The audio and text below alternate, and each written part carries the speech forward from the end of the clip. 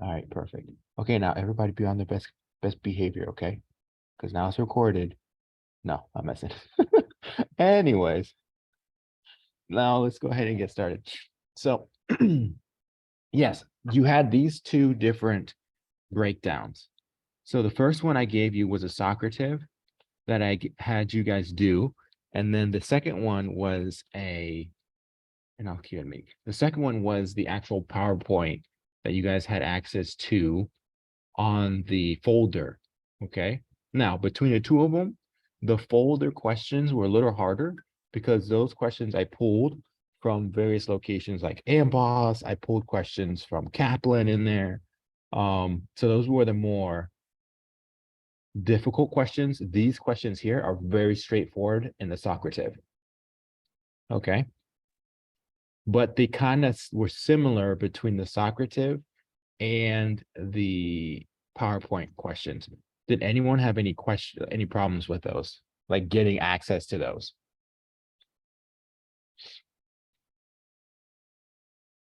No. Everybody had perfect.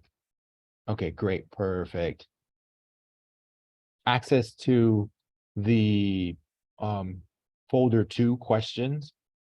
So I just gave you the access, so you should have access now to go over those. Because I gave you access, I want to say at noon today, after you signed in, and I was able to kind of get that sent to you. But it's inside the folder, and I can show you, I'll show you at the end of today, at like the end of today's little PowerPoint thing. Okay, great. So for the Socrative, the first one was literally straightforward. Okay. So, and a majority of people got this right, which is really great. So you're looking at this image, right? And you see these red blood cells. These red blood cells are abnormal. Why? Why these red blood cells abnormal? It looks sickled. So it's not so much that they look sickled because they are all the way around, but when you have a red blood cell, the center is always pale. So you have that central pallor, but here you have almost like additional area of redness, right? So this is what is known as a target cell. You're going to run across this again later when you go into hematology. Okay. So just like what your fellow classmates are saying, the spleen is the main guy that deals with removing things, abnormal red blood cells, right? Perfect. So spleen's the guy that does that. So if you have an aspect where you don't have a spleen, then you end up seeing these guys inside the blood. The other cell you end up seeing is Howell Jolly bodies. And all that is just remnant RNA inside the nucleus, like inside the actual RBC, because the RBCs are supposed to remove all that kind of nucleus and nucleic acid products because it doesn't have that anymore when it becomes a mature RBC, right? So that's the other thing that you can end up seeing if you have a splenectomy. So with that being said, you guys were perfect on. Red pulp is the guy that does that, right? Can anyone tell me what is the white pulp?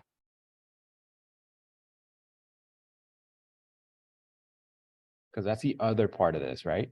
Perfect. It's your WBCs. Yes. Now the white pulp is made up of two separate things. Does anyone remember what those two things were?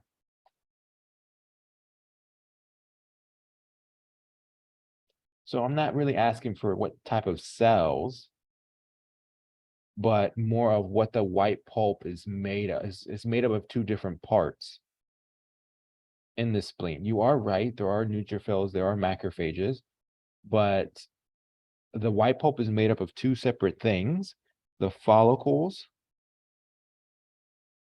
which host the B cells, as well as that PALS, periarteriolar lymphatic sheath.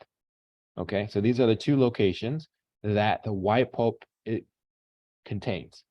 Okay, Now, the pals is formed up with the T cells, right? Now, there's another place inside the lymph node that has T cells. Can anyone tell me what that is called? Yes, the paracortex. Perfect. Good stuff. Yes, exactly, the paracortex. So just like we were talking about, that's what E is, the pals with the lymphatic sheath. So that's T cells, has nothing to do with removing the RBCs, right? The follicles, just like we talked about, the marginal zone is the portion that's within the follicles. So it's also something that has nothing to do with removing RBCs, right? Now, germinal centers. This is something we're going to touch on a little bit more later, but germinal centers is part of these follicles. Oh, wrong way. Part of these follicles. Okay.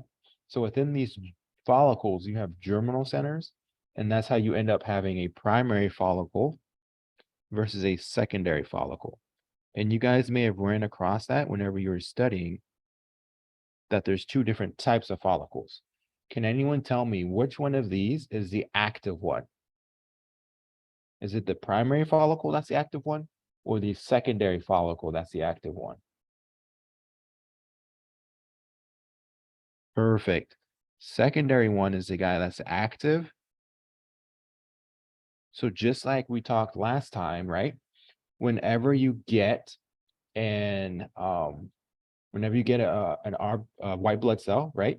It goes to the bone marrow for the B cells, the thymus for the T cells, where they go through their schooling, and then they go to the actual hospitals. Okay.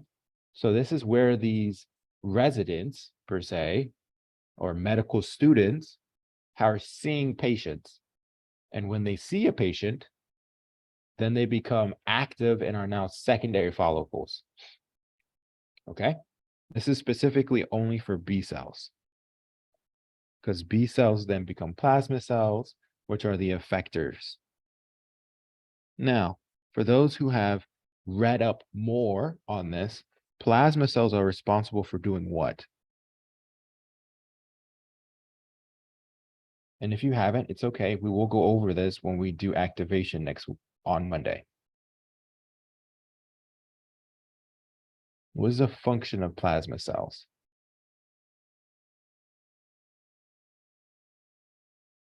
So these guys produce antibodies. Okay. So all those antibodies that bind to the microbes, right? Those antigens come from B cells. Okay, great. Now, here is another image. Now, this one kind of tripped people up. And I think the reason why this one tripped people up is because they looked at the image, for one, and they didn't know what this was. Or two, they looked at the image, knew what it was, but then couldn't identify what this was in the center, if this was a primary or a secondary follicle. Okay. And then if you were able to get all the way through to that point, then you had to think, well, what happened at this location? We haven't, once again, specifically gone over that, and it's okay, because we will, but this was kind of exposing you to a little bit of what you will see down the line. But you should have at least been able to say that this was a secondary follicle, and this here is a lymph node. The reason why I know this is a lymph node is this. One, inside this, we have multiple of these guys. This is zoomed in, so you can't really see all the way out here if this is a the medulla. Okay, so you can't see where the medulla is. However, you can see here that there's some kind of capsule on the outside, which is also very indicative of the lymph node. Okay, so these are very big clues that this is more lymph node versus the spleen, which is where you can also see germinal centers. But even if you were in the spleen, these are still germinal centers and they still do the exact same thing. Yes, exactly. They do class switching at this location. So can anyone tell me what is class switching? We kind of touched on it a little bit.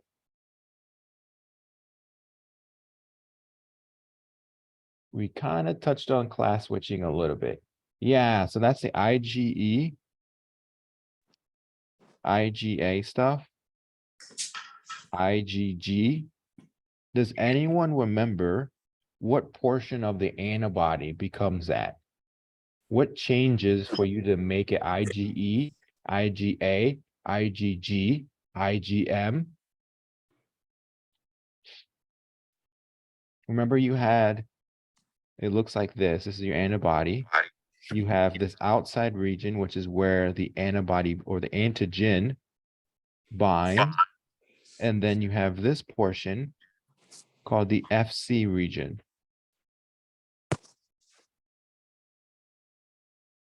Which one of these binds or is altered to form these subunits?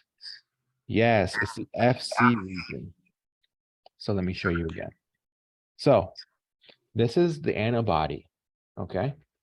So the antibody is broken up into two main regions, okay? You have the antigen binding location or binding site, and you have the isotype site or location, okay? If you're joining in, and just make sure you mic unless you're talking, just because I don't want some counter interference.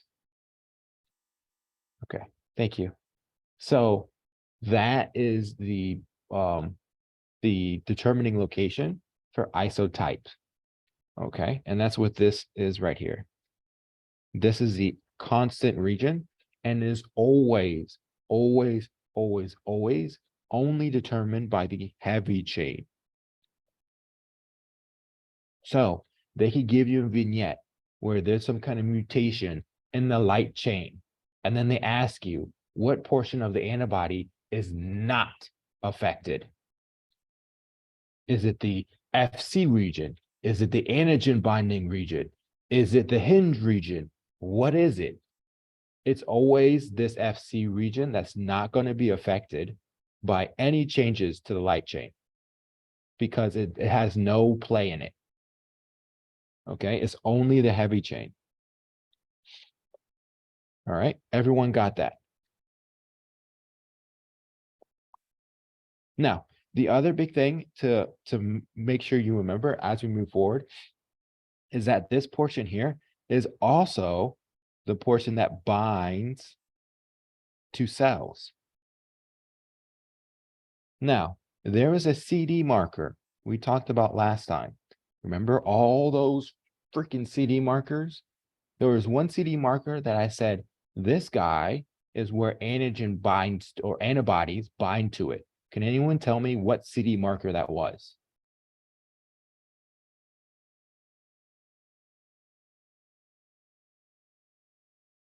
No, not 21, not 3.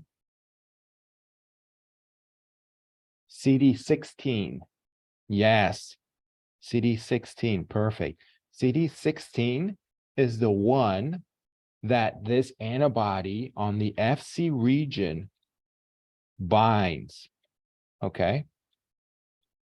And we're going to talk more about this when we look into the actions of how these antibodies allow your adaptive immunity to do a better job, okay? And once again, we're going to talk about that next week. Okay, great. Let's see here. What other questions could they throw at you? Make sure you know that the N region, the nitrogenous region, is also the antigen binding location because they could throw that crap out there. There's a mutation at the N region of the antibody or the N terminal of the antibody. Where is that at? That is where the antigen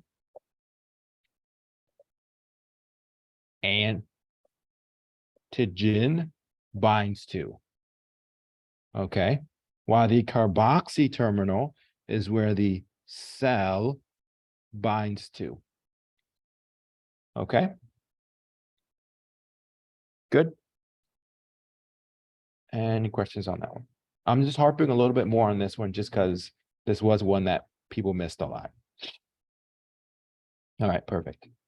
Now, 3, this one was literally just a scenario of the George, right? The long arm of chromosome 22. They have the setup of hypocalcemia, tetralogy of Fallot. You're going to learn more about that if you haven't memorized it already, right? However, it's then asking you which portion of the baby's lymph node will be underdeveloped. You just have to know where is that location of the lymph node where T cells then anchor themselves. Yes, no thymus equals T cell underdeveloped. Perfect. Perfect, perfect, perfect. If I was to do a blood sample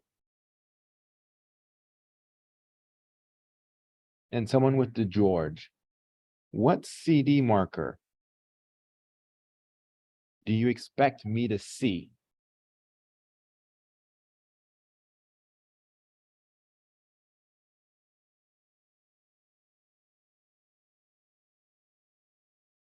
CD20. Okay. 1921. Yes, you guys got this down. So CD3 would never be seen because CD3 is for T cells, which in this patient is gone. Okay. So these are the CD markers, 19, 20, and 21 are the ones you will see in his blood. Okay. Good. Can anyone tell me how do these lymphocytes get into the lymph node? Does anyone remember how they get in there?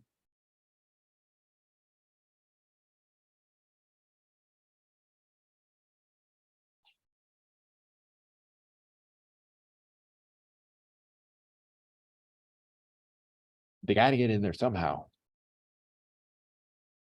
So they don't go in through the afferent, the highway. So there's no highways in the body. So IL-1, IL-2, IL-8, and IL-16. Okay, so let's talk a little bit about the ILs. Okay, so with the interleukins, you did great with IL-1, IL-6, IL-8, IL-12, and TNF alpha. Okay, this is 12, not 16. Now, with that being said, you go in when it's inflammation. This is only with inflammation.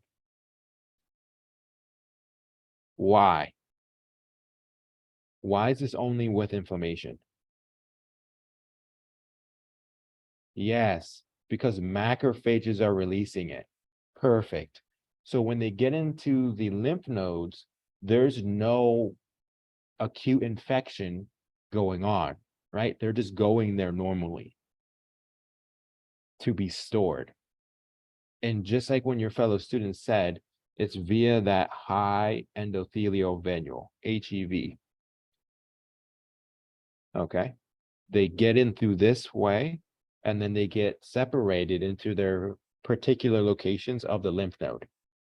Either go to the germinal center, they go to the cardiac ward, or they go to the floor in the emergency department, which is the paracortex for the T cells. All right, perfect. Now, this was another one that people ran into and kind of ran into this one being an issue. So here, what's going on is this patient here has an inflammatory response. So essentially what they're asking is what starts that inflammatory response? Now, there's two ways you can start it that we talked about.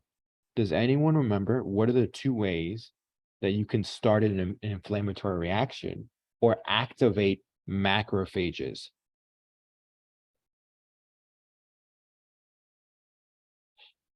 PAMPs, yes, I do agree. PAMPs is one of them. So now you're just telling me things that can activate them. But what is this guy that PAMPs bind to?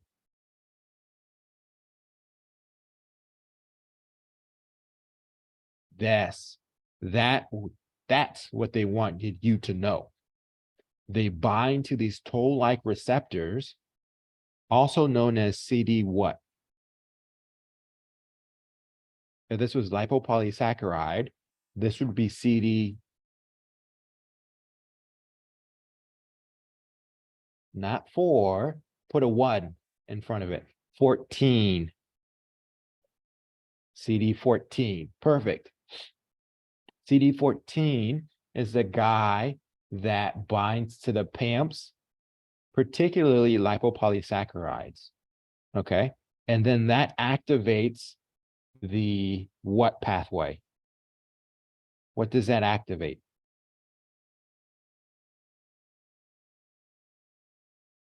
After toll-like receptors get activated, it sends a signal into the nucleus via what? Remember how we talked about how GPCRs have their secondary signal here in the lymphatics, they have their secondary signal. What is the secondary signal with the immune system? NF kappa beta. And NF kappa beta sends that signal down into the nucleus. Okay.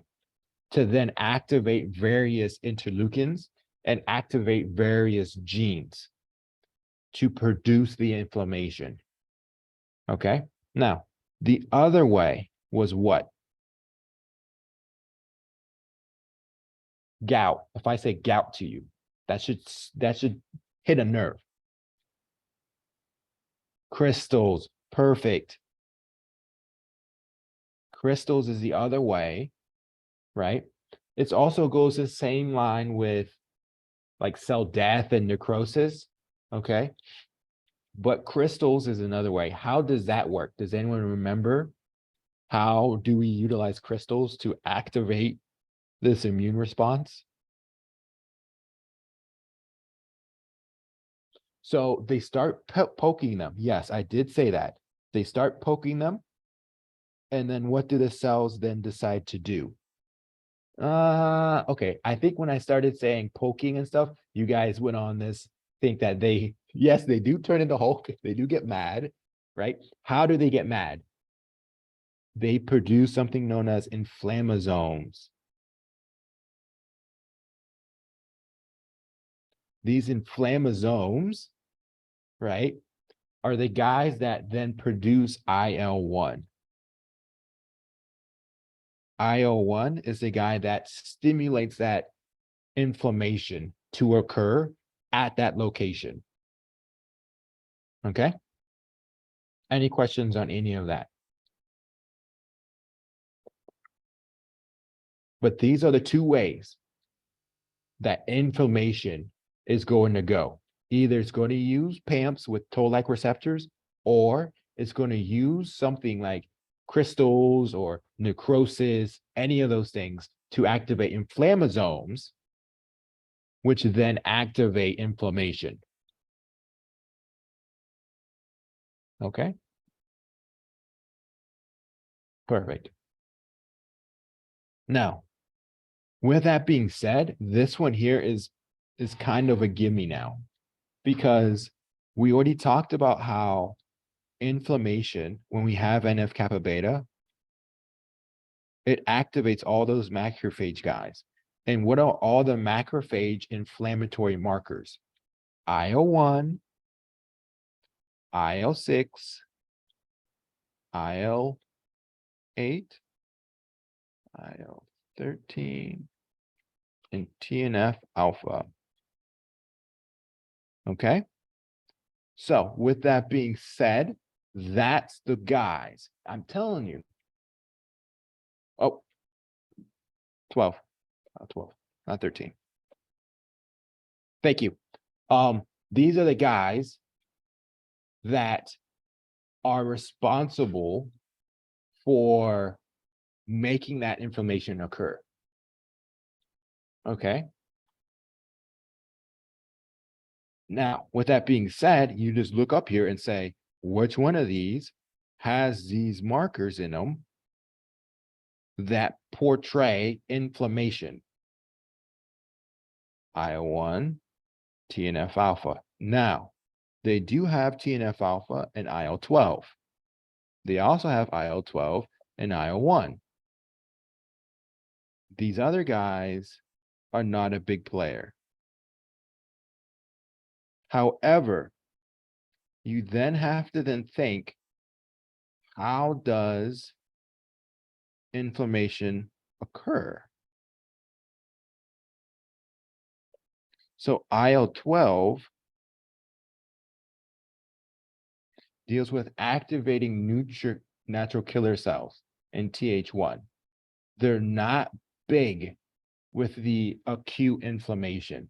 They are released at the beginning. Don't get me wrong, they are released at the beginning, but they do not play as big of a part with producing inflammation. TNF alpha is, as well as IL-1.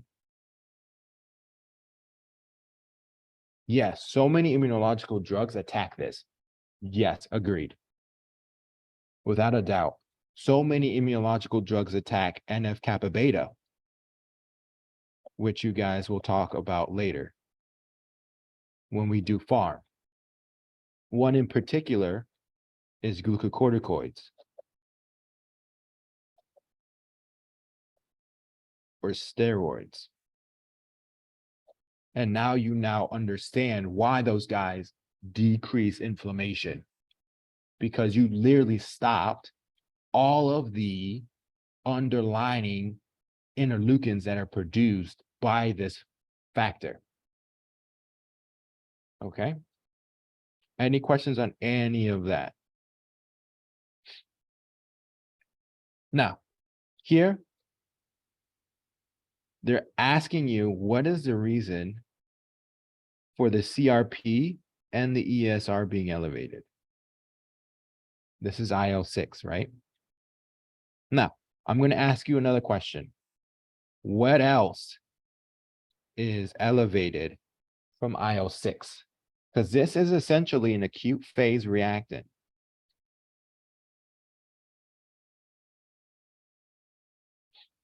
What else is elevated? Temperature, yes, IL-6 does play a little bit with temperature, but we're thinking more acute phase reactants, which is the liver.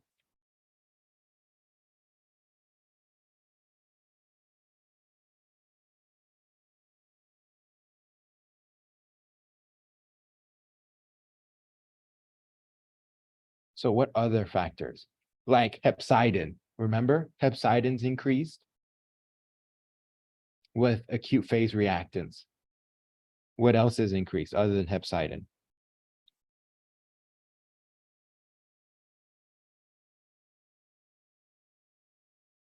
They already give you CRP. Fibrinogen, yes, because you want to start clotting things up. Things that are damaged, you want to now start clotting them. Yes, albumin is decreased. You are right. Perfect. I love that. I love it. Another big one that you need to make sure you remember is serum amyloid. This is why chronic conditions causes amyloidosis, which you'll talk about a little bit when we do pathology. Okay. So this is the other one that you really need to make sure you remember. That any acute inflammation is going to cause the liver to produce this serum amyloid, and this serum amyloid gets deposited in various tissues and causes damage to the body. Okay. All right. Good. Now, I know we have today's session. We still need to go over with these questions. However, we didn't fully finish the lecture component. So I want to make sure we finish this lecture component with talking about this adaptive immunity. Okay, so the adaptive immunity. Good, good, good, good. I'm very happy that you're enjoying it, right? Okay, so adaptive immunity. So we've already talked about innate immunity. You got different players in innate immunity. What's the biggest player that you have to know? You have to know when something happens, this guy always shows up. Unless you have a illness, this guy always shows up. Neutrophils. Yes, he always shows up. He's always the first responder. He shows up, he starts eating up crap, and he starts to die. And as a result, that's what gives pus the color it gets. That's what gives your snot the green color when you have an infection, like a virus. Okay? So, with that being said, there was a condition we talked about that neutrophils or white blood cells in general never leave the blood. Does anyone remember? You don't have to remember the name, but at least know the general gist of the pathology.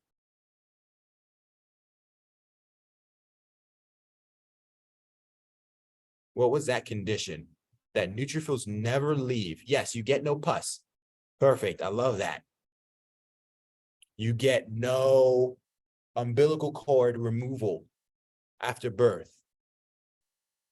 Right? I don't know what chest is. But so that beta-2 integrin, I'll show you this guy again. Beta-2 integrin, also known as leukocyte adhesion deficiency 1. This is that condition that we talked about last time that had to deal with neutrophils not being able to leave the blood because they can't anchor down during that rolling adhesion migration process. Okay? And that's why they don't end up in the tissues. So you end up getting infections without any pus. Okay? Good. And as a result, since they can't leave the blood, you have a lot of white blood cells in the blood, which is known as leukocytosis. Okay. Let's continue. So, yes, 100% neutrophils. Can anyone tell me now what's the connection between the innate and the adaptive? What was that connection? Dendritic cells. Yes, or macrophages. Right? This is that connection between the two of them. This is really big to make sure you remember because every pathology is this way. At the beginning of an infarct, you see neutrophils. As you get longer duration from the time of infarct, you see macrophages, which then turn to fibrosis, which we'll talk about later. Okay? But this is the process. All right. Now, we already talked about this left side, so I'm not going to harp on that anymore. We're now going to talk about the right side. This on the right side, you have T cells and B cells, right? Can anyone tell me the CD marker for T cells? What's the CD marker for them? CD3. This is the big one that you need to make sure you know. Now, there are CD4 and CD8. We'll talk about that. Okay? And you may have already ran across that in your videos, which is perfect. That means you're a step ahead of me now. Okay. But those who haven't seen that video, it's okay. We will talk about that. Now, B cells, what's the big CD markers here?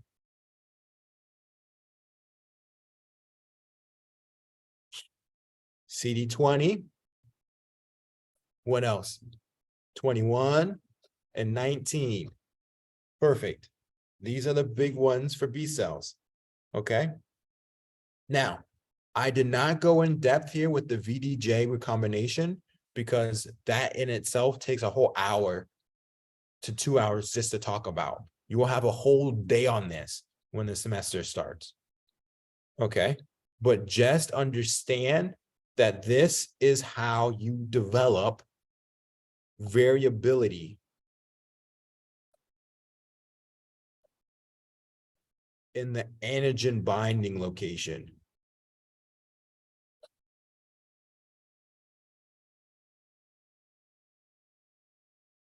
Okay, because essentially your body has to have some kind of way to make those T cell receptors or those B cell receptors very broadly pick up different antigens very tightly.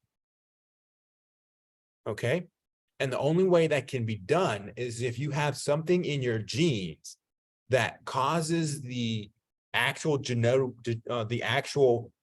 code to change. Okay, so this is something within B cells and T cells that causes the genetic code for those receptors, B cell receptors and T cell receptors, to change. Okay, now for the greater specificity, yes, there is some of that plays along, but that's after they get activated. And we'll talk about that next week when we do T cell and B cell activation. Okay, perfect. Now, these guys are very specific. One lymphocyte targets one antigen. It's not one lymphocyte targets 5 antigens. Okay? The one lymphocyte that targets 5 antigens is the innate immune system. Very broad. Okay? Which would make sense because the innate immune system is there to literally mop up things and fight off a broad range of things. And then if something catches hold and it can't take care of it, it needs something stronger. And that's where the adaptive immunity comes in play, right? Great.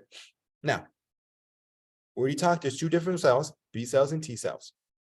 B cells are big for humoral immunity. What that means is antibodies. That's what that means. Whenever you give your plasma up, that's what you're giving, antibodies.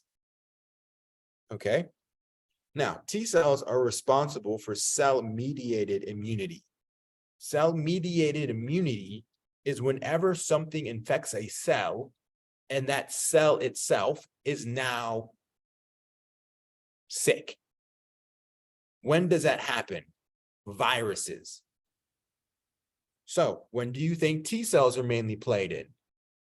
They're played in both bacterial and viral, but there's a play here where there's a certain cell that's only seen in viral, where there's a certain cell in T cells that are seen in both viruses and bacterial. Now, we're going to talk more about that, but here is the play. CD4 cells. These guys are helpers. Okay? These guys are seen in both bacterial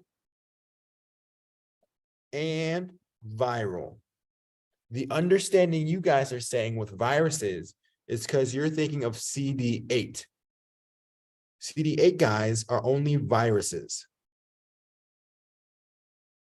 Okay? Now, here's my next question to you. Yes, HIV, CD4, perfect. Here's my next question. We talked a little bit about MHCs yesterday, or not yesterday, last class. There's 2 different MHCs, MHC1 and MHC2. So MHC1s, are they for intracellular or extracellular microbes? MHC1. They're for intracellular. Perfect. So if you're intracellular, what do you think you need? CD4 or CD8? 8. That's exactly what ends up happening. MHC1 stimulates viruses, the CD8 cells. And we'll see that again when we get to activation. Now, let's talk about MHC2s. Do you remember if the, well, since we already eliminated the other one, right? This has to be now extracellular, which is why extracellular things are bacteria. Now, extracellular can also be viruses if it's spreading between one cell to another. So that's why CD4 cells are also played here. So that's what MHC2 stimulates, is CD4 cells. Okay? Now, let's move on. How does this play out? This is a summation of everything you guys have talked about so far. So CD4, MH2, CD8, MH1. Yes. Another way that they have done it in the past that I've seen is the summation of the number 8. 4 times 2 equals 8. 8 times 1 equals 8. So either way you want to remember it, you can do it. I like memorizing it as what are we fighting? Because if you're fighting a viruses, it's always MHC1. If you're fighting a bacteria, it's always presented on MHC2s because that's extracellular. So then we need CD4s, not CD8. That's how I remembered it, but however you want to, either way. Okay, let's sum this up now. We get an infection. The infection migrates into the blood, into the tissue. Here, in the tissue, various presenting cells are located there. Remember, in the tissue, you got macrophages. You got mast cells here. Okay, these are the guys that are located in the tissue. These guys notice these microbes and they get mad. They get activated. M0 or macrophages in the labile state become M1. These are inflammatory guys. What do they release?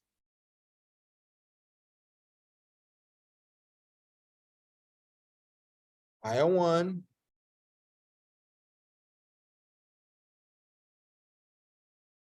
IL-6, 8, 12, TNF alpha. Okay, it releases all these guys, causes the actual membrane of the capillaries to then become leaky. Do you remember what was the guys that was responsible for presenting various markers on the endothelial layer for white blood cells to attach to?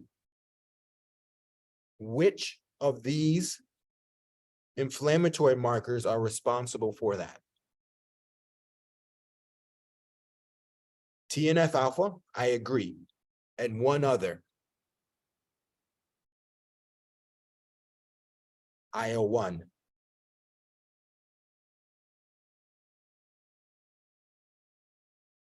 Okay, IL-1 and TNF alpha are the two guys that are responsible for presenting those various cell adhesion molecules on the endothelial layer. So the white blood cells in the blood, such as neutrophils, we're just focusing on neutrophils because they're the first responders, such as neutrophils can bind to and then enter the tissue. Okay, now that's happened, but the actual lymphocyte, this macrophage, enters the lymphatics, travels to the lymph node where they activate various lymphocytes, being B cells and T cells. Now, after they get activated, they start proliferating into what is known as effector cells. These effector cells are the same thing as CD4 cells, CD8 cells, or plasma cells. They're no different. Okay? Now, from that point on, these CD4 and CD8s enter the blood. Plasma cells never enter the blood. They never leave the lymph node. They stay in these germinal centers, releasing antibodies, which is what you see here. Okay? Now, after they get released, these guys then go to the tissue and interact with macrophages. Okay? Any questions about that? Because now we're going to look at the tissue location. So this is at the tissue now. This macrophage is the macrophage that was in the tissue.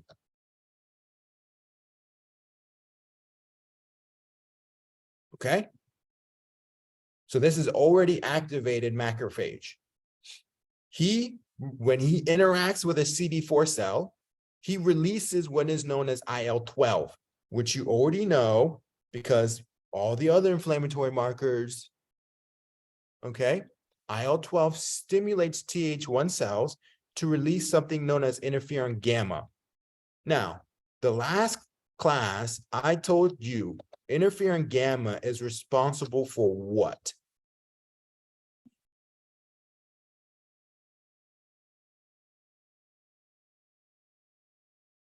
It's two words. It's related with G6PD deficiency.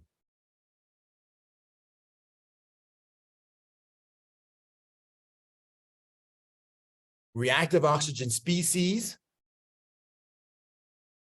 the respiratory burst.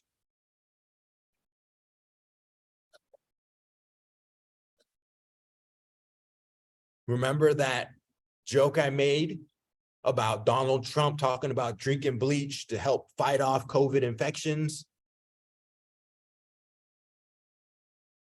That's this guy. Interferon gamma stimulates that to occur. Okay? Now, without interferon gamma, macrophages do not do the respiratory burst. They have to have interferon gamma to do the respiratory burst. Okay?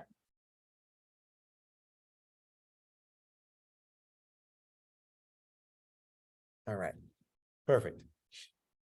Now, here is how CD4 cells get activated. You don't have to worry about that because we're going to talk about all of this stuff at another point in time. Just focus more on this. What the heck is it doing at the tissue? It's interacting with the macrophages. Macrophages are releasing IL-12, Th1 cells, which are a type of helper cell, CD4s. They're releasing interferon gamma to cause them to undergo respiratory burst to then kill off whatever it has inside of its cell. Okay, whatever is inside that phagosome. Now, here's the next one. This is looking now at B cells. Okay, this is a little different because now we got to see how B cells are activated. There's two different ways that B cells can get activated. B cells can get activated one way via what is known as T cell dependent. Okay. The other way is known as T cell independent. What I want you to walk away knowing before we go into next week is this. B cells do not require the antigen, right? The antigen is the thing that causes the immunological response. It does not require the antigen to be a protein. That is the big thing I want you walking away from this class pertaining to this. Okay. One is if the cell has been exposed to protein. One is if the cell has not been exposed to protein. But the B cell, for it to get activated, the antigen does not need to be a protein.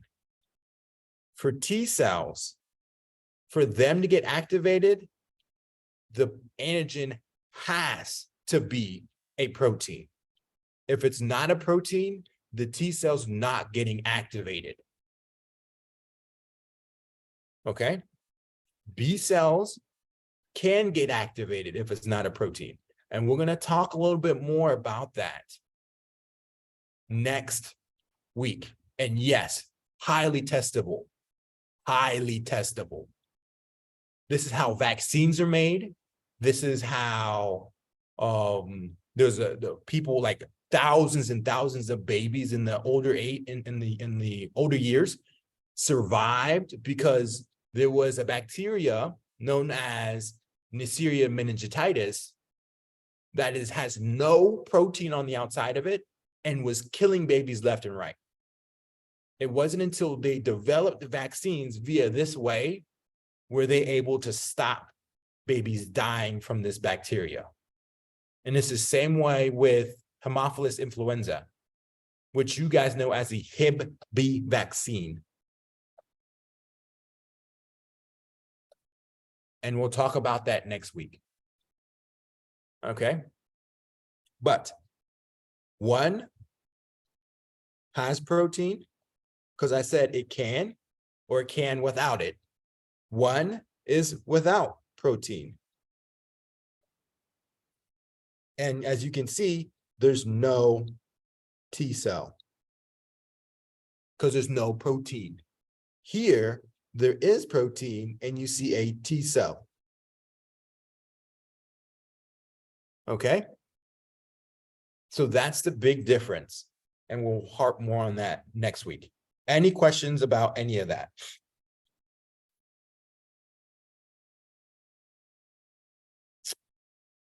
No. Perfect. Okay. Well, that was it for the ending of adaptive immunity, just the introduction part of it. We're going to go more in depth with that next week when I'm going to talk to you about how does adaptive immunity get activated? How is this memory stuff work with the adaptive immune system? And you guys will have access to that PowerPoint by tonight to look over, to prep for Monday. All right. Now, let's harp on more of last class. Okay. What answer did you guys choose for this? Let me see the answers that you guys have. It's okay, right? This is a non-judgmental location.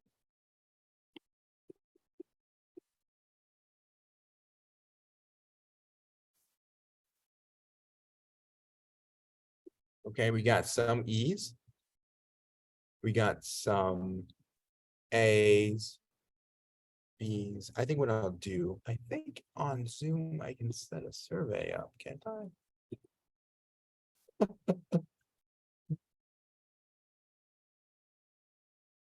No, I can't.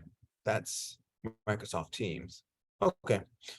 Seeing this all for the first time. Okay. And that's fine. Okay. So essentially here is this, as we break this down, let me break this down for you. So before you go on to the answer choices, you have to read the question stem and know what the heck they're asking you, right? So mobilization of which of the following cells from the bone marrow would be likely to result from this treatment? So some kind of treatment they gave. What treatment did they give? Is a big question. They gave IL-3. What do you know about IL-3? What does it cause to be produced?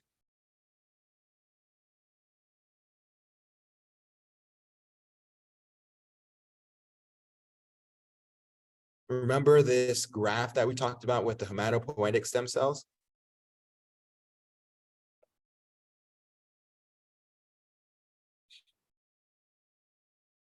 Yes, it causes things like macrophages or the myeloid lineage. So the myeloid lineage here is being activated. Okay. So if the myeloid lineage is being activated, here is where we got Ben, right? Basophils, the eosinophils, neutrophils, macrophages, and neutrophils. These guys, as well as dendritic cells, are very important with killing and presenting antigens. So that's why the answer ends up being A. Lymphocytes, plasma cells, T cells, all are stimulated from a different interleukin. What is the interleukin?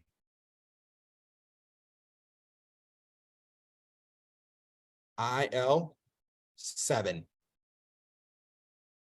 The good way I remember this is IL-7 allows you to serve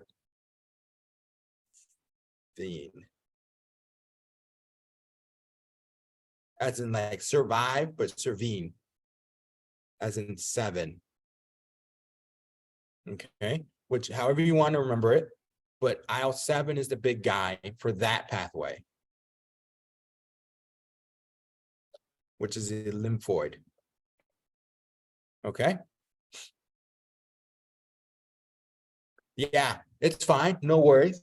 This is why we do these questions now. Okay. Just to kind of clarify any misconceptions or misunderstandings. So then you're better off when you start Med 3. All right. And just like we said, IL-3, myeloid stem cells. Okay, you can go with that IL-7 or you end up in heaven. I like that too. I like that too.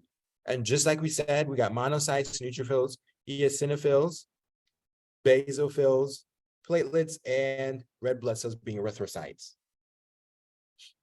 Okay, now CD markers for neutrophils.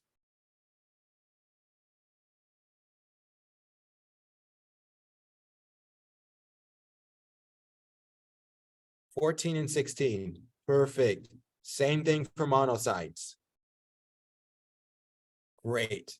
Now, eosinophils. Is it also 14 and 16?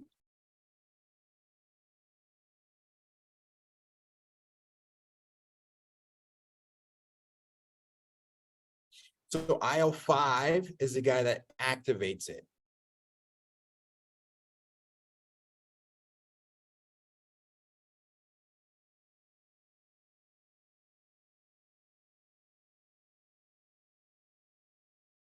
So this is CD14 only, no 16.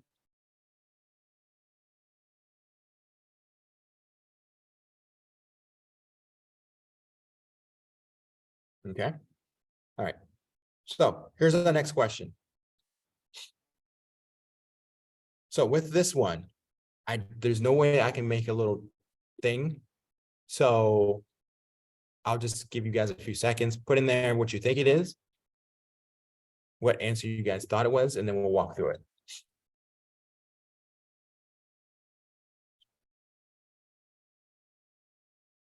This one was a doozy. You had to really understand what was going on.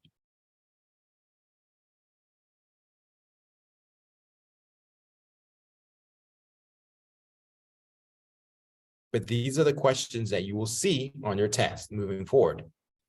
You're going to see these graphs. I guarantee it. You're going to see a graph like this. Okay. So I got C's and D's. So at least we're all kind of focused in on panel 1 here. No one is taking panel 2. Okay. So this is a natural killer cell. Okay. Can anyone tell me what is the CD markers for a natural killer cell? I said it once in the video. 16 and 56. Perfect. A good way to remember it is that women are killers at age 16 and at 56. Okay. So that's how I was told. And that's just, it's stuck with me. Now, is that to say it's true? No, but that's a way that you can remember it. Okay. In all honesty, I don't think I should be thinking any 16-year-old is a killer at my age, who's now 31. Okay, so with that being said, it's not to say that it's actually true, it's just to help you remember. All right, so anyways, 16 and 56. Now, here we see 56, so we're already thinking panel 1. Okay, so that means it's positive for 56. That means we're on this side of the graph. Remember, this is positive. This line here is negative. Okay, so that means this here is now what we're thinking of. Then we look at the other one, CD3. It does not have CD3 on its surface. If it does not have CD3 on the surface, as a result, it's negative. So let's erase this. That means here's the same line. Above is positive, below is negative. So if you look at what it was covering, like this, we erase what it cannot be now because it cannot be positive. There's only one answer that is now viable, which is D. Does anyone have a question on that?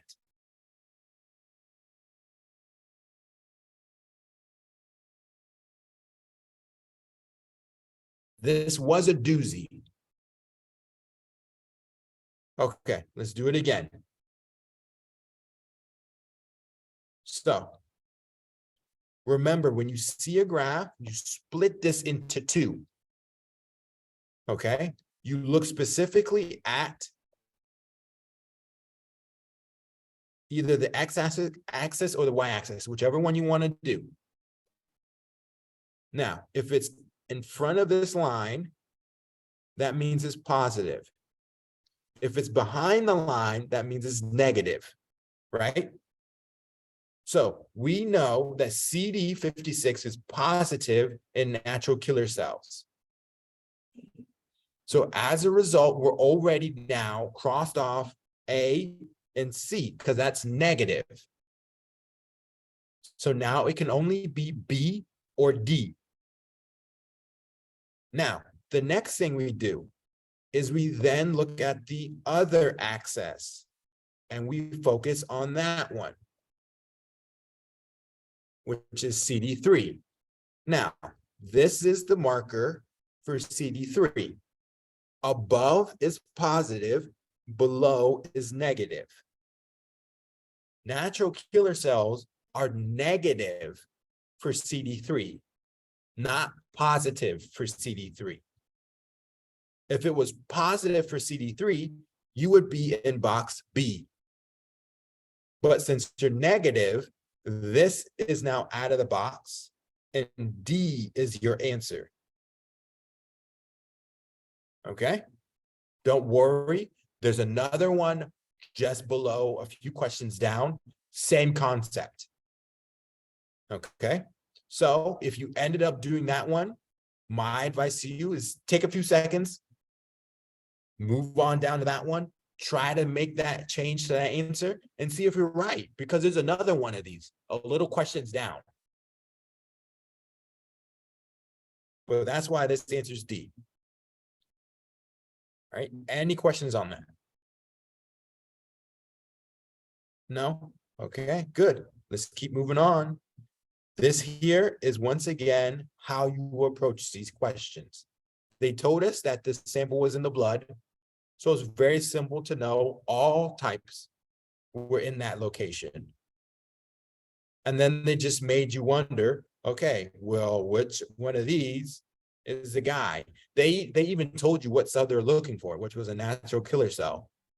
So you didn't really need to look for anything else. You just had to know what CD markers was a natural killer cell. Now, here's our next question. Here is basically getting at, do you remember lymphatic drainage? Because remember, I told you, lymphatic drainage is a BICTH or BITCH, my bad, but you have to know it. Because they love to give you questions on that because people don't study it. If you don't study it, they give you questions on it because that's how they weed people through to see who knows the material, who doesn't know the material. Okay? So they're asking you essentially the afferent lymphatic vessels directly drain into which one of these guys? So where is this located at? So it's on the nail of the barefoot of the foot. Okay. Here's the foot. Okay. Wound at the base of his second toe. Now, with that being said, whenever you have the foot, you have to remember that there's two drainages of the foot. Okay, two drainages of the foot. There's one for the medial portions of the foot, one for the lateral portions of the foot. Okay, this is the medial portions of the foot. So as a result, this drains directly to the superficial inguinal. The lateral portions drains directly into popliteal. So you would have been right with D. However, given the location, this is noted as a superficial inguinal one, given the location. Okay, any questions on that? Really focus in on where you have two drainages on one location that are different. For instance, the urinary bladder or the cervix. Those are real big areas that they can test you. Okay. Medial foot goes to the superficial inguinal. Lateral foot goes to popliteal. Here's that lovely graph with all these guys.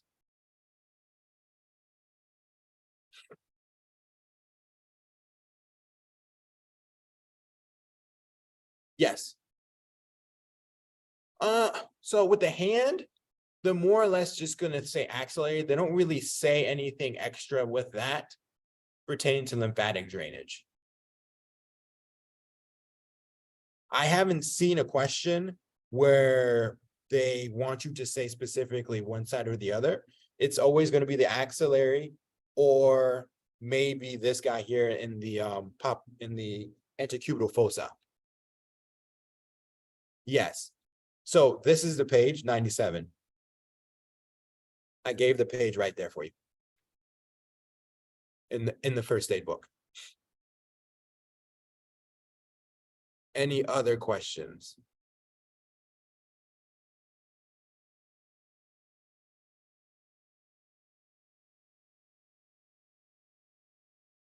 Now, this was in the 2021 version, so I don't know if they've changed it, but it should be around the same area.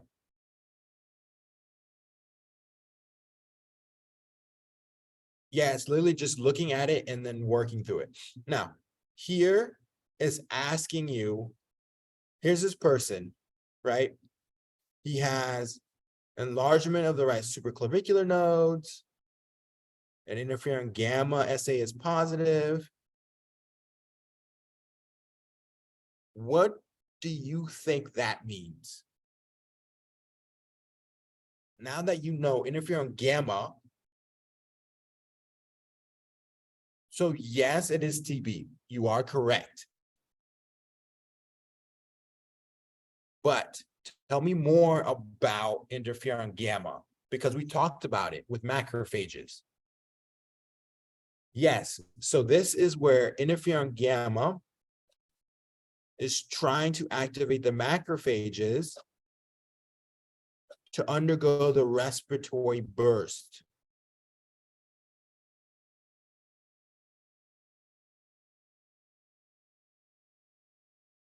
Okay, that is the big thing. Now, with that being said, this is Th1 related because we just saw that. We'll harp on that again later, which is also a very big clue to know. What helper cell is it? So it's asking you a biopsy of this is most likely so causal organism in which of the following locations. So you now know that this microbe is inside macrophages.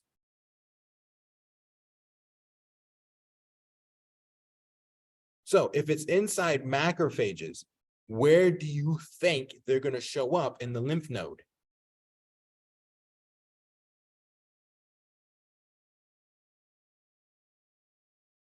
There was one location I said macrophages always show up in the lymph node. This is where they are. Yes, medullary sinus. So let's talk about the rest of these guys. Germinal center, this is only for B cells, particularly plasma cells, because these are activated B cells. Okay, paracortex, we already know this is once again T cells.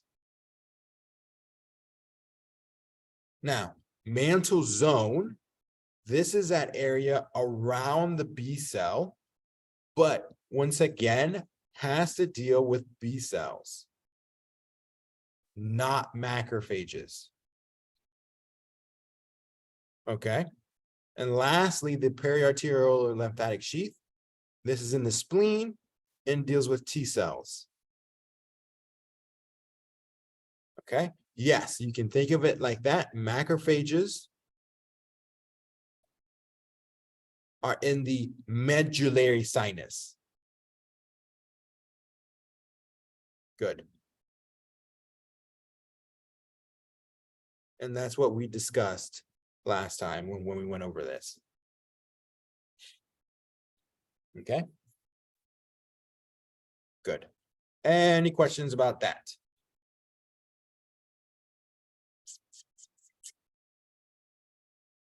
No. Okay. Good. Let's keep going. Now, this is another lovely lymphatic zone. So marginal zone isn't a big player for macrophages. Oh, so this is mantle zone, not marginal zone.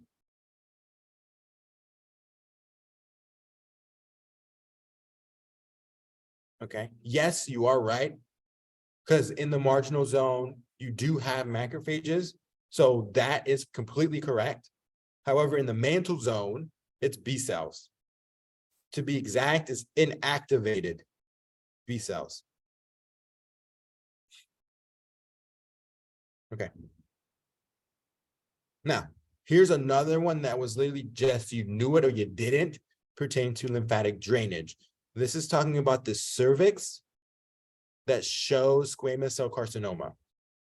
So when you think of the cervix, where does the cervix drain?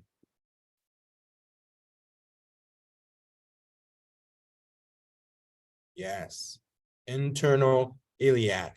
A good way I remember, and this is, I remember this because, not so much because it's very simplistic, but because it ties in with embryo. That's why I use this. But the cervix is formed up of hindgut. The very end portions of the hindgut, which is portions of the iliac drainage. Exactly, the internal. So that's how I remembered it, for it to be internal iliac.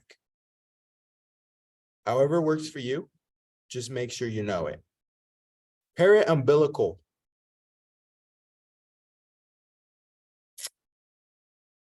Where does that drain into?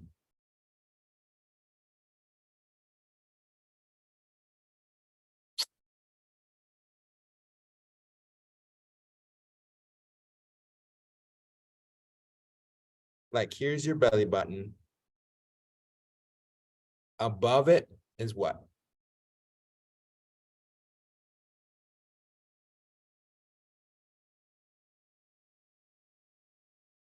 Axillary.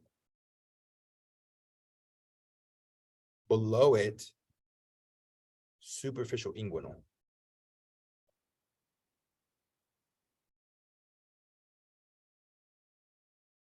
Another one they love to do. Okay. Let's see here. What's another good one? We did that. Left supraclavicular. Nah, I'm not going to harp on that. You'll do that again later. But see, skin above the umbilicus, axillary. Okay. Skin below umbilicus, superficial inguinal. Now, here's this. I read in the WhatsApp that I guess you guys didn't get this photo.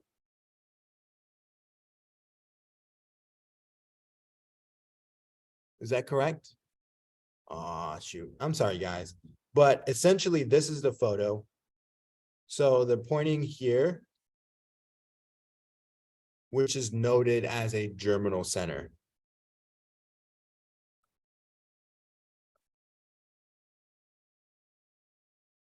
Okay.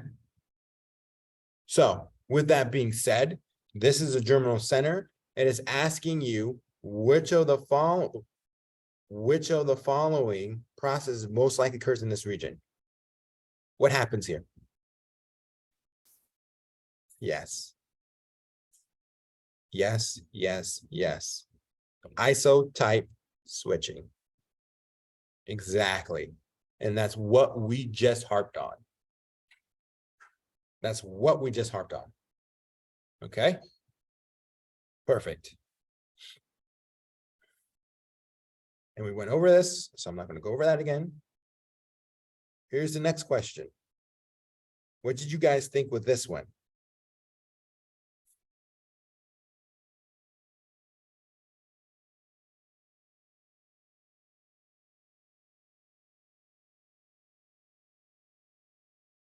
So we got some E's, some B's, some E's. So once again, what is the diagnosis? What's this person diagnosed with?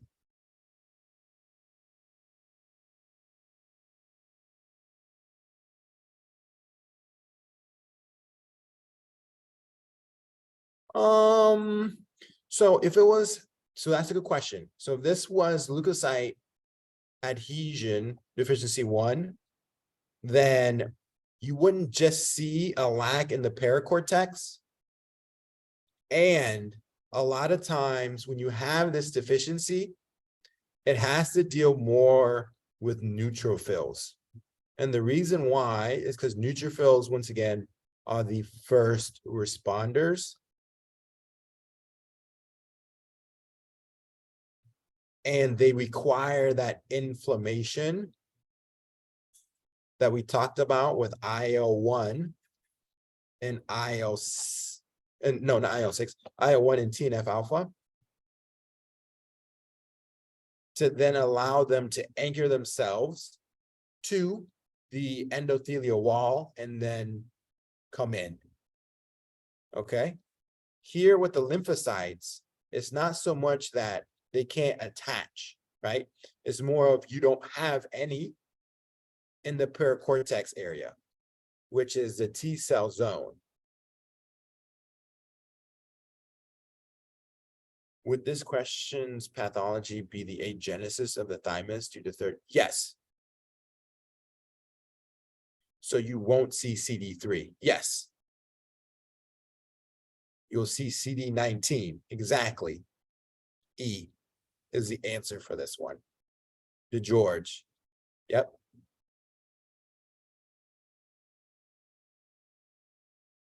Yep. Why? And then it's just like everything else that goes along with it. You'll have low calcium because you don't have your parathyroid glands, because you're missing those pouches, right? So that's also something that they then start to add in. This was the bare minimum. Just paracortex areas are missing. What do you most likely to find in the blood? CD19. Perfect. This is just to break down CD markers. And what I'm about to show you here is this. We talked about CD3.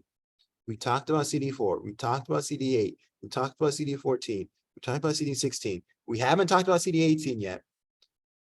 19, 20, 21. We haven't talked about CD25 yet, or 28, or yeah, we even talked about CD34 because this is on the hematopoietic stem cells. We haven't talked about CD40, 50, 56 we talked about. Look at that. We're almost done with the CD markers already. You only got a handful left.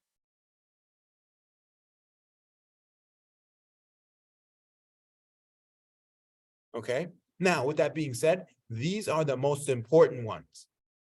There are some that are not included in here that are also still important. Okay. And when those occur, you add them to the list. Like for instance, when we did the neutrophil, CD18 is not on that list, but is noted in the pathology. So this is something that you then add to that list, but there's not much extra you need to add. Okay. These are the core ones to make sure you know. Well, I mean, yeah, it is even here, CD18, but I just didn't check it. Yeah, so I guess that's even there. But other ones, you'll see as we move forward. Now, here's this one. I hope now you are able to approach this one confidently without any issues. So, newborns born, 38 weeks. Chromosome analysis, fetal cells fails to show any abnormalities. Sent for flow cytometry are shown. These cells are most likely to be which of the following? What does this show you? What cells do you see?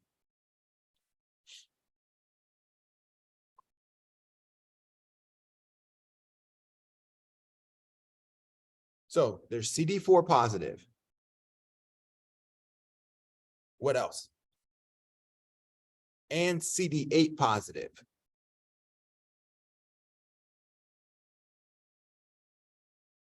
Perfect. So there are cells located in the blood that are CD4 positive and CD8 positive. That is known as immature T cells. This is a little bit with the development of the T cells, which I didn't go in depth with that much, but I am going to talk about now. So here you have immature T cells. So essentially what goes on here is this. Here, let me actually show you guys a different picture.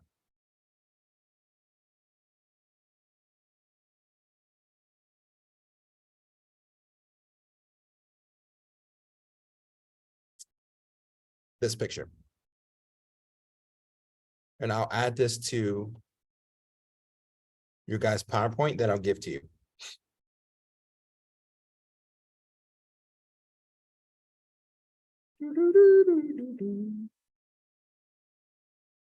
Okay, this is taking too long. We're gonna do this the other way. Put a new window.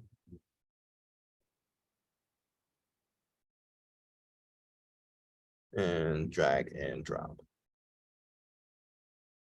Duplicate. So much faster. Okay. So essentially what's happening now is this. Here is the breakdown of how T cells mature. Okay. You will go more in depth in this. This is confusing. It takes time to understand. So don't beat yourself up if you have issues now. When you first develop T cells, this is in the bone marrow. In the bone marrow, they come out naked. Just like you come out of med school naked.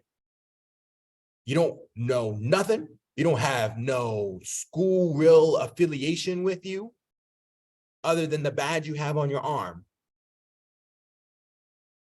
Okay? US still even looks at that badge on your arm as, we don't even know what that school is. Like, where's that at? That's in the Caribbean Islands?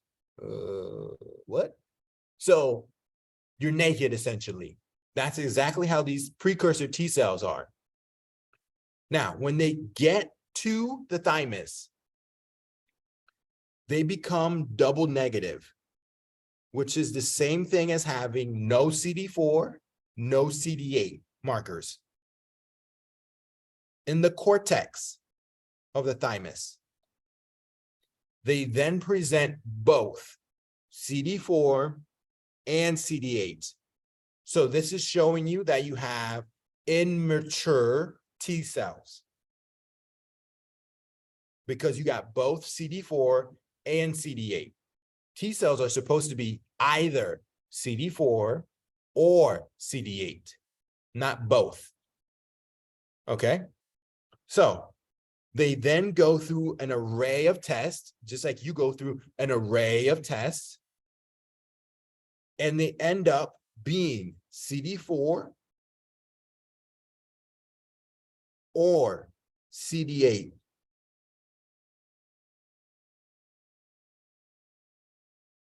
Okay? Now, throughout the process, they got various tests. If they fail a test, they undergo apoptosis. They die. Okay? Now, these tests are essentially to make sure that the cells are not going to be reactive to self. Right? Remember the analogy I gave you guys last time? We want to make sure when we send you out, you're not going to hurt people. When we send you out, you help people. Just the same thing. We want to make sure if we send these cells out, they're going to help the body, not hurt the body. Okay, that's autoimmune disease. Now, the second chances, yes, there is a second chance, but that's more pertaining to the genetic component. And you'll talk a little bit more about that with like the VDJ recombination and how it can try again to make another light chain. And if that light chain is then able to pass without being autoreactive, then you're not going to die and you're going to live. So they do get a second chance even in the body, but that's it. They don't get a third chance or a fourth chance. It's just second chance and no. Okay. Now, with that being said, you're probably going to run across these terms called positive selection, negative selection. Now, I'm just going to say this for now. Positive selection and negative selection is like this. When you get positive selection, you want to make sure that the receptor of the T cell can bind to the MHC molecule. Okay? Because the MHC molecule holds inside of it a protein or an antigen. Okay? So you need to make sure that the MHC molecule, which is this one, binds and is recognized by the T cell receptor. If the T cell receptor and MHC bind and they recognize each other, then you live. This is known as positive selection. if this antigen MHC molecule and this T cell receptor do not bind, the cell then dies. Okay? Now, that is one selective choice, which is known as positive selection. The second thing is negative selection. Yes, that's the handshake. If you've seen it in a video or you've been in a class with immuno, that's exactly what they're talking about, is the handshake. One MHC molecule with its antigen in it is binding the T cell receptor. Okay? Now, the second portion is this protein inside of it. This protein inside of it is self-antigens. Okay? This is now seeing, does this cell that you made attack yourself?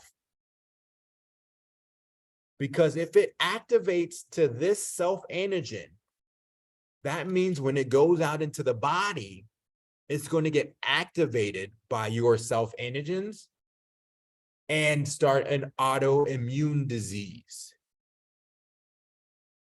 Does that make sense?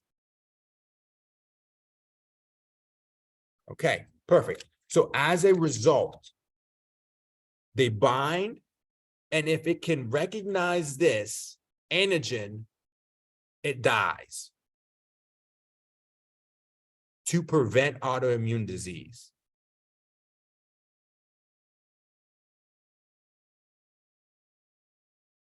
Okay?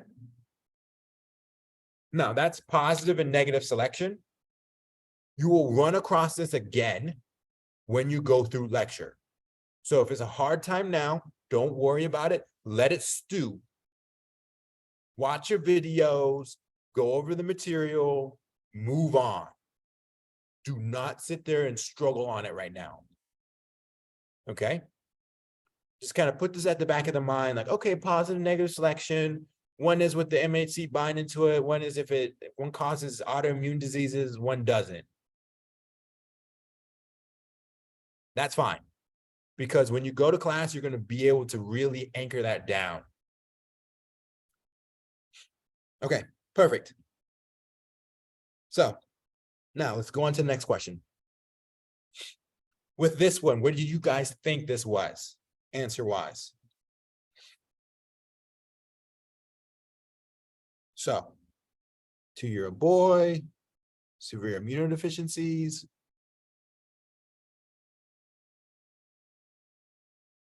Cells populating thymus are found to lack CD3. Which of the following capabilities would his cells lack?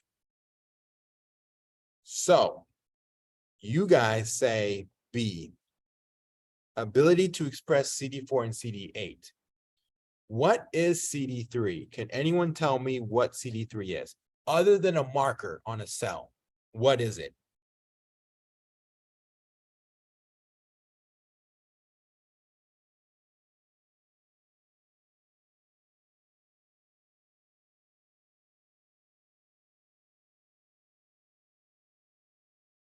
So remember when we went over this and I said,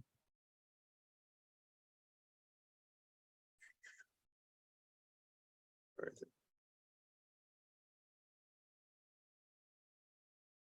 Here it is. Remember when we went over this and I said that this here is just like the GPCR.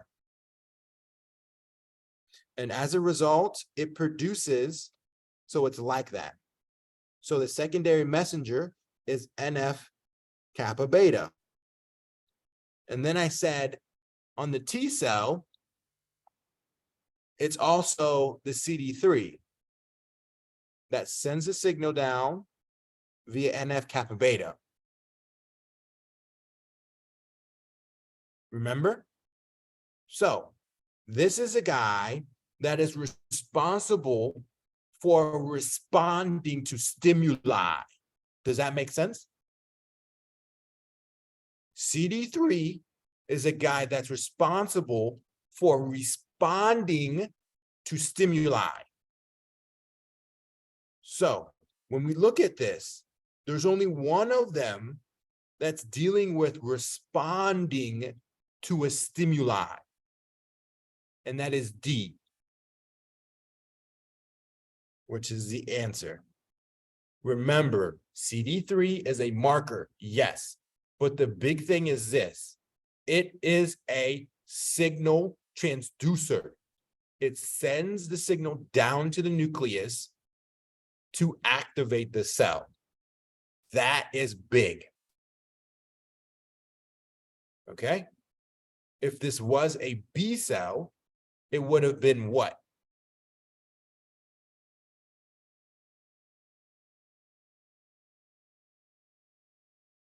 What is the protein that sends the signal down in the B cell?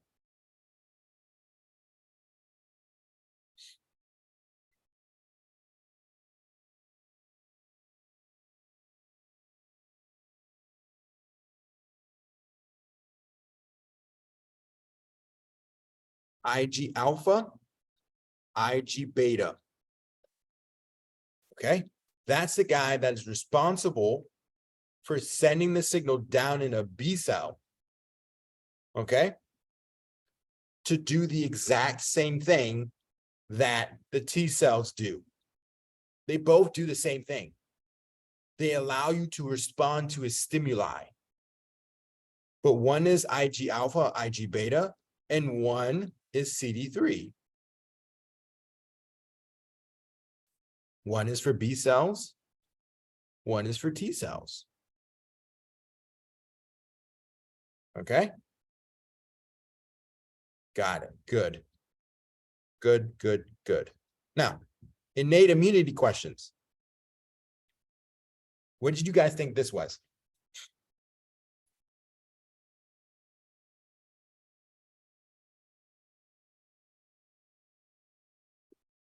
B. B. Yeah.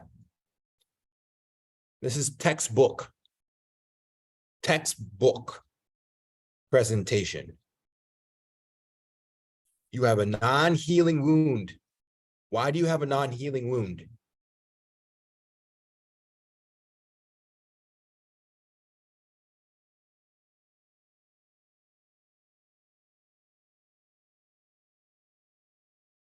No, it's not because of integrin. What cell isn't present? Neutrophils. Think of it like this. If you have a building here that is partially destroyed,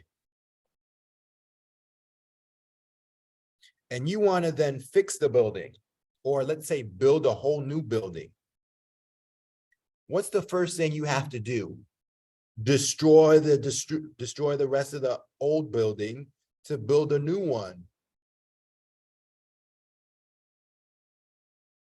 If you don't do this part, you can never build a new one.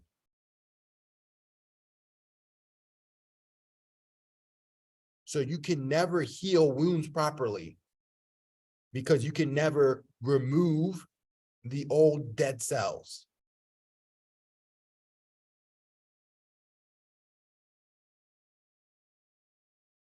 Does that make sense?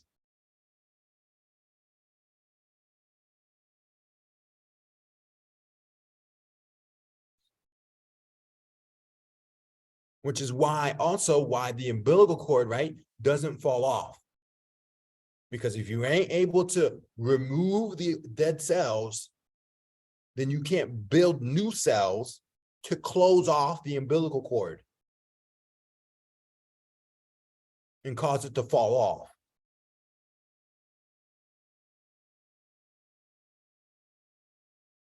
Okay. So we have non-healing wounds that sustained while playing soccer, He has a rare recessive disorder. Okay, don't really know. But defect with adhesion to leukocytes. That's a biggie. That right there should already get your brain thinking that this is LDA1. Okay? Which is why B is the answer.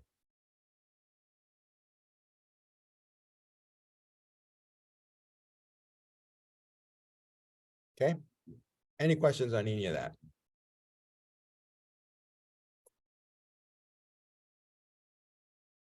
Okay, next question. What did you guys think this was? Yep, LAD1. I think I may have accidentally said LDA1. It's LAD1.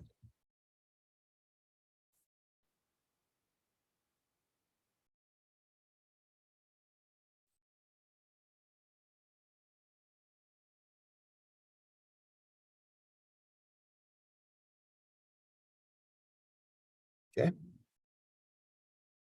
So CD3 is the big guy that we're thinking here. It sounds like A, maybe E. What's the diagnosis? Diagnose them. Don't look at these before you diagnose.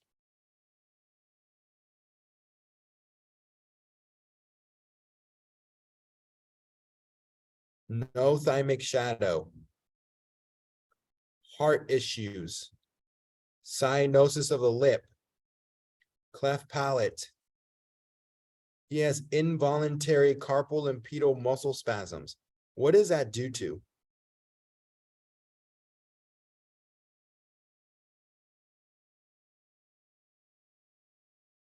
What is the involuntary carpal and pedal muscle spasms due to? Low calcium. Good. I love it. And you can see that here.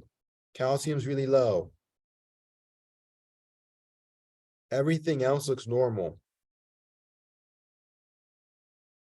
There's a good way to remember it. You may have ran across something like this in your books. If not, it's okay. So 140 for sodium, 4 for potassium, 24 for bicarb, which is normal. Okay. 40 for CO2. Okay. Then you have glucose here, which is 100. You have 20 here, which is your BUN. And I don't remember the last one. I have to look over that. I think it's creatinine, which is 1. But this is a good way that you can look over all the different lab results and see, oh, that's normal. Oh, that's normal. Oh, that's good. That's good. That's good. And keep going on. Okay. So here, what's your answer?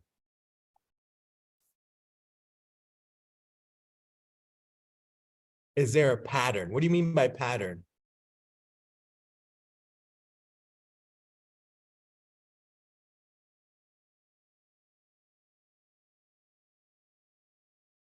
Oh, fours. There's always a 4. And the only one that's not is the glucose, which is 100.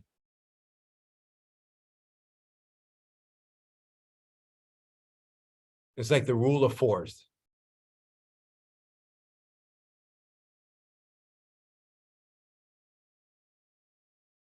$140, 4, 104 for chloride, 24 for bicarb.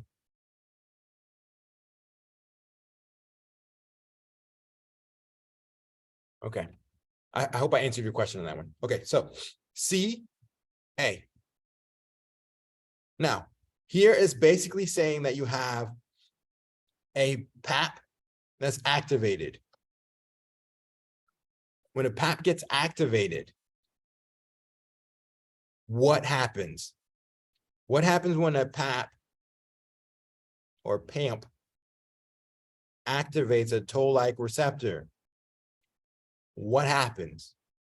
NF kappa beta. And this guy does IL-1, IL-6, 8, 12, TNF alpha. Good. Now, this is that image to show you that also crystals, right, with the inflammasome, IL-1, acute inflammation. I'm happy. Don't ever forget this. In all honesty, if you go through this whole course and this is the only thing you remember, you'll do very well in immuno. You want to know why? Because this is what starts everything. It starts inflammation. It starts chronic inflammation. It starts repair. It activates T cells. It activates B cells. Like, this is the big guy. And then from this, you'll see that some guys are also released in certain situations. Like IL-5, when you get to allergic reactions. TGF beta, when you get to fibrosis.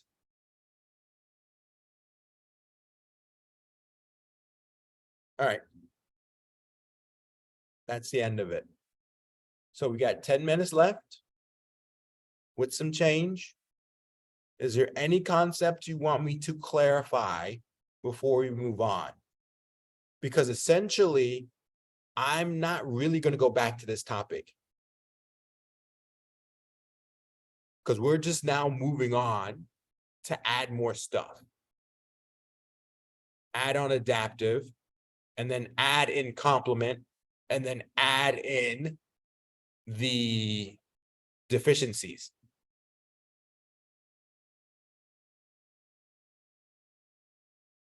So is there any questions you're wondering about? Any concept that you need clarification on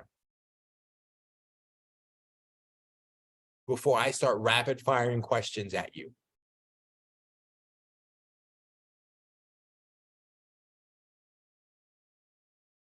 Yes, I will definitely drop the annotated PowerPoint. It'll be in the folder for you to use. I'll drop the annotated and the unannotated or the non-marked up version.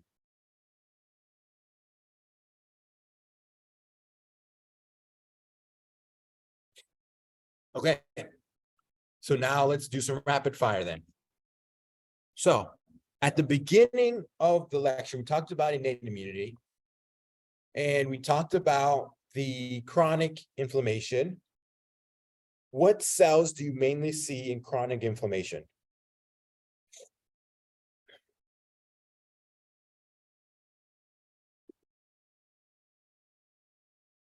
Chronic inflammation, what cells do you mainly see?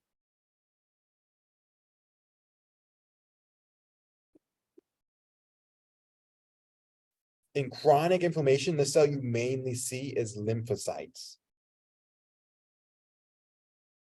which makes sense because lymphocytes is the adaptive immunity.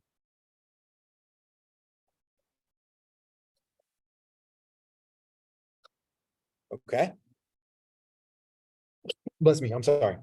Now, pertaining to RBC production, red blood cell production, when does the liver start producing red blood cells?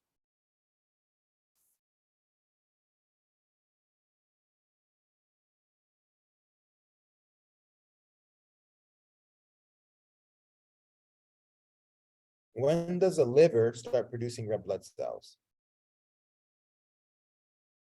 So after the yolk sac, correct. So it's 6 weeks. So birth. Okay. 6 weeks till birth is the liver. Yes, there's that mnemonic that you can remember. Young liver synthesizes blood. I don't know about the young liver saves, but yeah.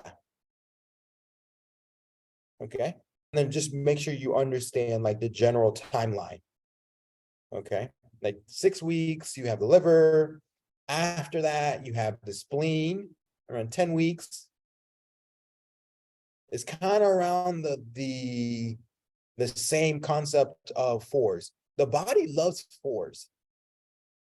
Before 4 weeks, yolk sac. After 4 weeks, liver. After 8 weeks, it's more spleen, because that's 10 to 28 weeks. Okay.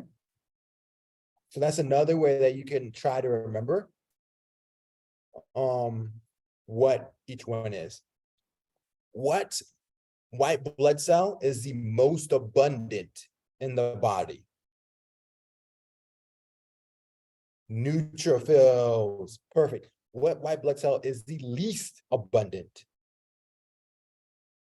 Basophils. Remember that mnemonic? Never let monkeys eat bananas. Perfect. Perfect, perfect, perfect. I love it. Let's see here.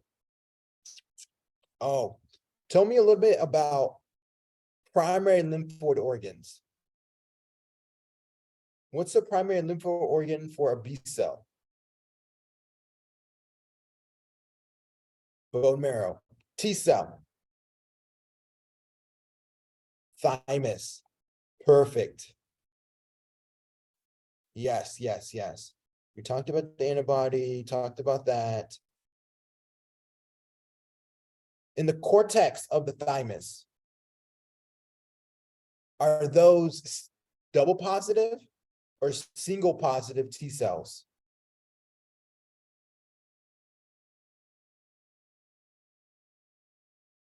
Double positive. Perfect. Remember, the cortex is the outside. The medulla is the inside. The T cells come from outside in. So here they're double positive. In the medulla, they're single positive. So they're CD4 or CD8 inside the medulla. Okay.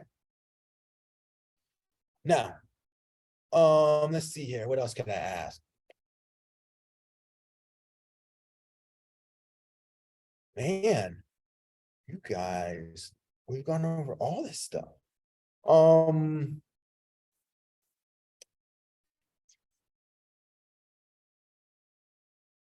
to see if there's anything unique that I haven't asked you guys already.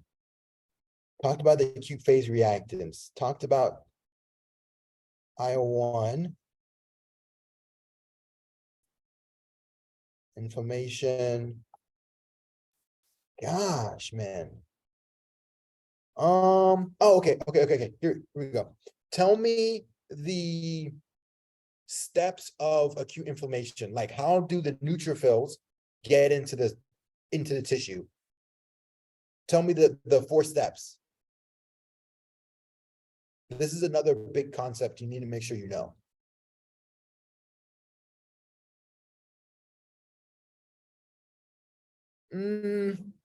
So this is after inflammasomes, after the activation of the macrophages.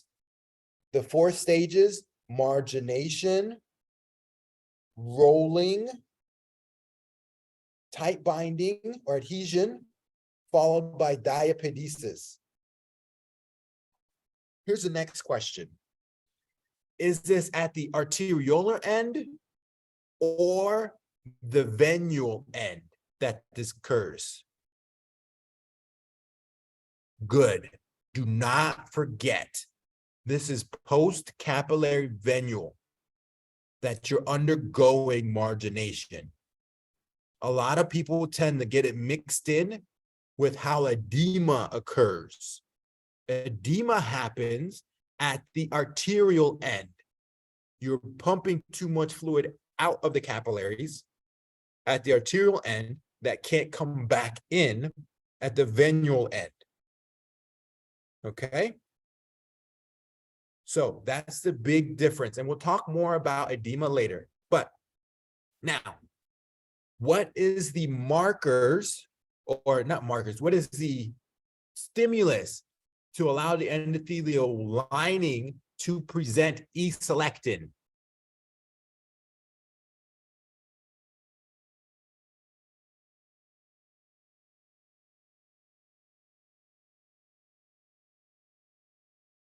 What stimulates the production of E-selectin on the outside lining of the endothelial cells?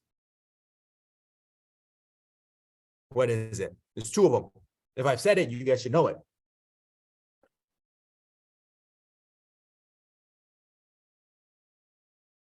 No. What stimulates those guys being produced on the endothelial layer? Think inflammation. TNF alpha and IL-1. Remember?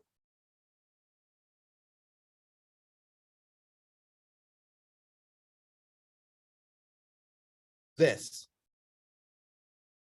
guy gets stimulated by TNF alpha and IL-1. Okay. Oh, sorry. Okay. My next question is this. I want to see if you guys have ran across this in your studies. P-selectin is noted where? Inside the endothelial cell. This is something that is very important to know.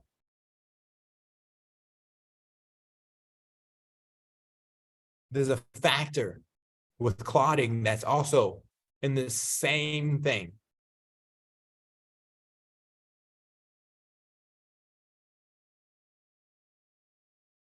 Factor 8. Does that ring a bell? No, not factor 8. Von Willebrand factor. Does that ring a bell? Now, this von Willebrand factor is noted somewhere inside these endothelial cells. Where? Starts with a W.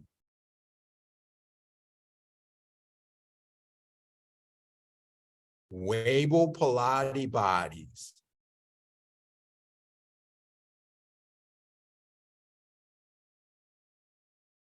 Inside of these Weibel-Palade bodies in the endothelial cells is where you store von Willebrand factor as well as P-selectin.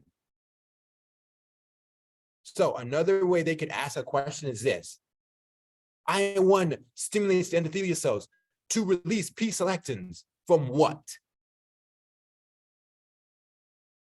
Oh, I don't know. The Golgi or the I don't know what it is. The Weibel-Palade bodies. Okay, because there's multiple drugs that target this guy to stimulate von Willebrand factor, which we'll go over later. Great. Let's see here. What else can I ask you about? Talked about that. Talked about that. Talked about that. Talked about that. Talked about that. The proteasomes. Natural killer cells. We didn't. I guess I. No. You got it. Yeah. All right, guys. That's it. Like, you guys know this stuff.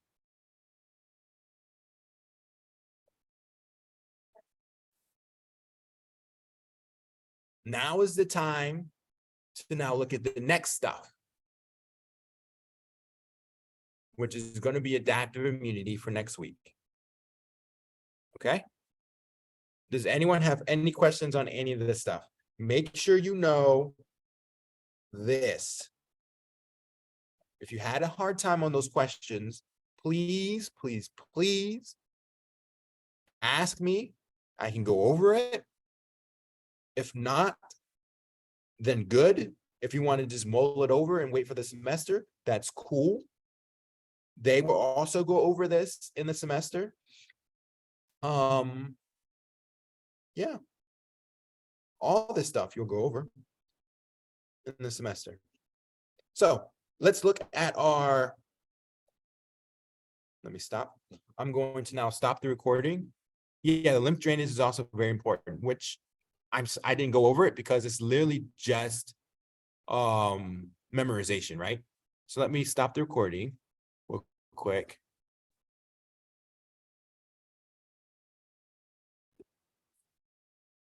Yes, I'll show you those. So let me stop this first. Not tell me. Okay.